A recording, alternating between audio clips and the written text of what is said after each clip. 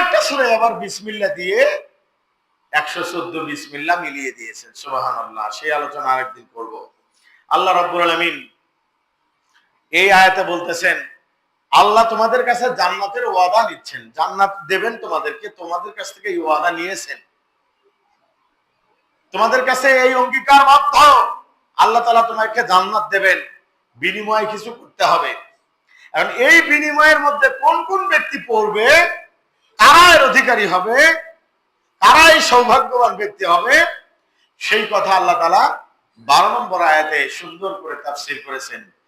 আত-তাইবুনাল আবিদুনাল হামিদুন আস-সাইহুনাল রাকিউন আস-সাজিদুন আল-আমিরুনা বিল মা'রুফ ওয়ান-নাহুনা আনিল মুনকার। আল্লাহ তাআলা এখানে বলছেন আত-তাইবুন, সূরাটার নাম কিন্তু তওবা। আল্লাহ তাআলা বলছেন এই তওবার গুণ যাদের মধ্যে আছে তাদেরকে বলা হয় তাইবুন। তওবা যাদের করার বৈশিষ্ট্য আছে তাদেরকে বলা হয় তাইবুন। তওবা যারা করে তাদেরকে বলা হয় তাইবুন। তওবার দরজা মৃত্যুর গড়গড়ার আসার আগ পর্যন্ত আল্লাহ তাআলার কাছে খোলা আছে। অনেকেই মনে করেন জীবন সম্পর্কে নিরাশ হয়ে গেছেন, হতাশ, এত পাপ করেছি, আমার এই পাপ মোচন করা কখনো সম্ভব নয়, আল্লাহ আমার এই পাপ ক্ষমা করবেন না, বিদায় পাপের বোঝা সে আরো বড় করে, পাপের রাস্তা তার জন্য আরো ক্লিয়ার করে, সে আরো পাপ করতেই থাকে। অথচ আল্লাহ তাআলা বলছেন যে বারবার আল্লাহ তাআলার কাছে ফিরে আসে, তওবা করে, বারবার যে তওবা করে, আল্লাহ তাআলার কাছে তওবা করে, আস্তাগফিরুল্লাহ আস্তাগফিরুল্লাহ আস্তাগফিরুল্লাহ। তওবাকারী বিশাল ফজিলত। জামানার সবচেয়ে বড় মুহাদ্দিস ইমাম আহমদ ইবনে হাম্বল শীতের রজনীতে, কনকনে শীতের রজনীতে সফরে বেরিয়েছেন। আত-তাইবুন, তওবাকারী ব্যক্তিকে খোঁজার জন্য। তার ইচ্ছা তওবাকারী ব্যক্তিকে খুঁজবে। জামানায় একজন তওবাকারী ব্যক্তি আছে, যেই ব্যক্তি মুস্তাজাবুদ দাওয়া, যার সব দোয়া কবুল হয়েছে, এমন কোন দোয়া নেই তার কবুল হয়নি, সব দোয়া তার কবুল হয়েছে। মসজিদে নামাজ আদায় করে তিনি কিছুক্ষণ বিশ্রামের জন্য এই মসজিদে অবস্থান করছেন, কিন্তু মসজিদের যিনি খাদেম তিনি বলছেন, বাবাজি আপনাকে তো বেরিয়ে যেতে হবে, এখানে তো নামাজের পরে বেশিক্ষণ থাকতে দেওয়া বিধান নাই, আমি পারবো না, আপনাকে বেরিয়ে যেতে হবে। টোপলা টাপলে নিয়ে ইমাম আহমদ ইবনে হাম্বল মসজিদের বাইরে গিয়ে তিনি রাস্তা দিয়ে যাচ্ছেন।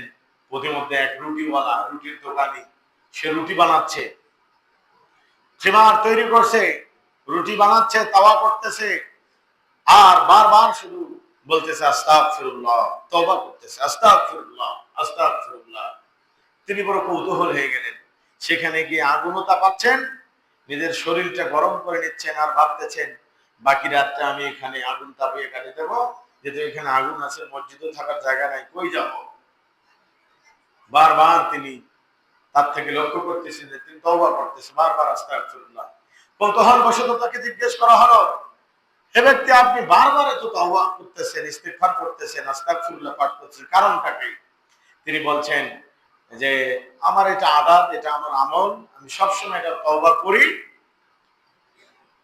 আমার জীবনে সব দোয়া কবুল হয়েছে, আমার একটা দোয়া কবুল হয় নাই, আল্লাহ তাআলার কাছে আমি তওবা করি, একটা দোয়া আমার কবুল হয় নাই। কি দোয়া? বললেন যে এই জামানার সবচেয়ে বড় মুহাদ্দিস আমি নাম শুনছি ইমাম আহমদ ইবনে হাম্বল, আমি চাই ইমাম আহমদ ইবনে হাম্বলের সাথে যেন আমার মৃত্যুর আগে হলেও একটু দেখা হয়, সাক্ষাৎ হয়। সুবহানাল্লাহ। আহমদ ইবনে হাম্বল চোখ দিয়ে পানি গড়িয়ে পড়লো, দাঁড়িয়ে বেয়ে চোখ দিয়ে পানি গড়িয়ে পড়তেছে, আর ওই রুটিওয়ালাকে ডেকে ডেকে বলে, ভাই আমি শুনেছি মুস্তাজাবুদ দাওয়া একজন ব্যক্তি আছে, আপনার সাথে আমার সাক্ষাৎ হয়ে গেল, তবে আল্লাহ আপনার এই দোয়াটাও কবুল করেছেন। আমি আপনার সামনে যিনি দাঁড়িয়ে আছে তিনি হলেন সেই নগণ্য ব্যক্তি ইমাম আহমদ ইবনে হাম্বল। সুবহানাল্লাহ।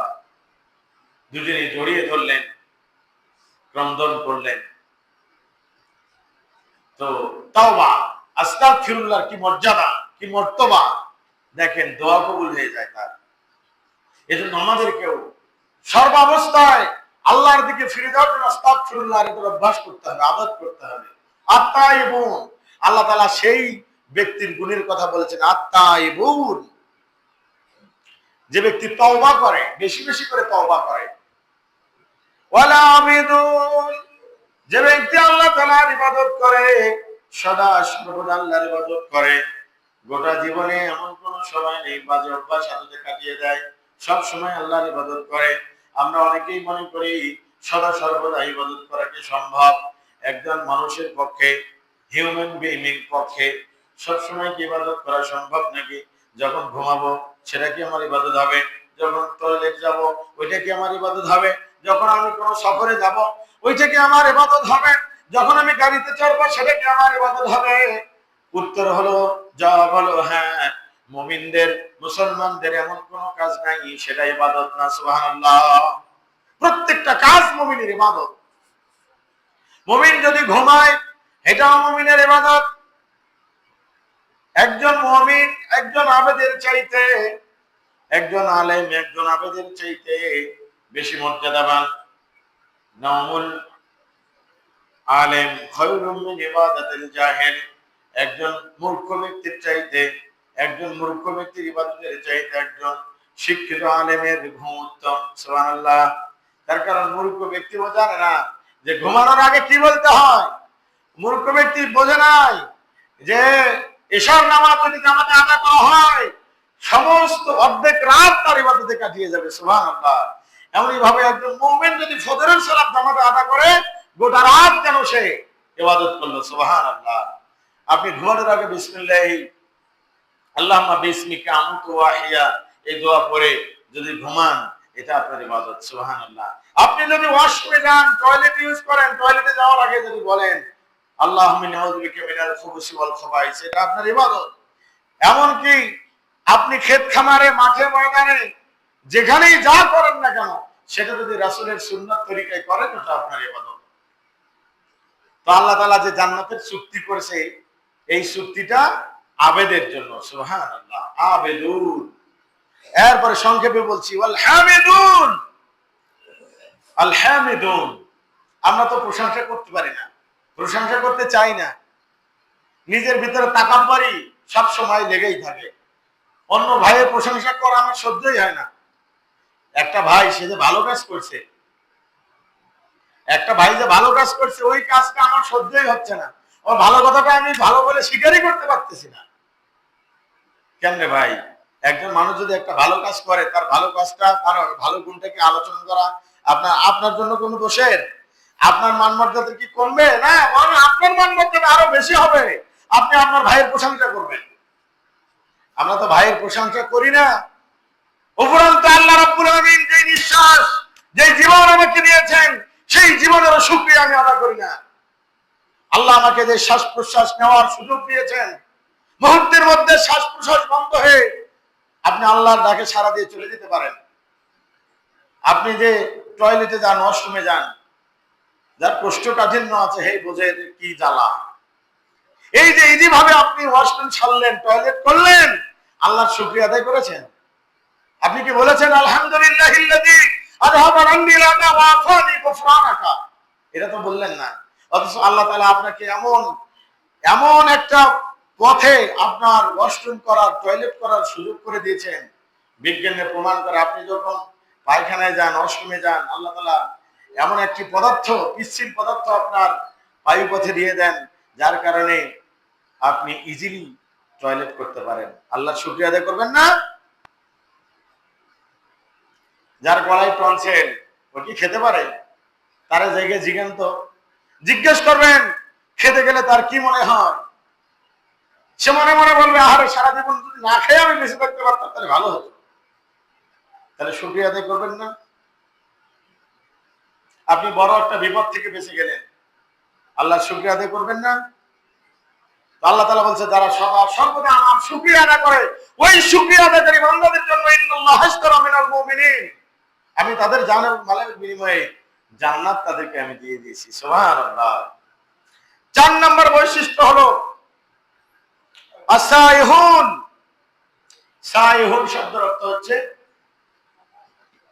রোজাদার, সিয়াম পালনকারী।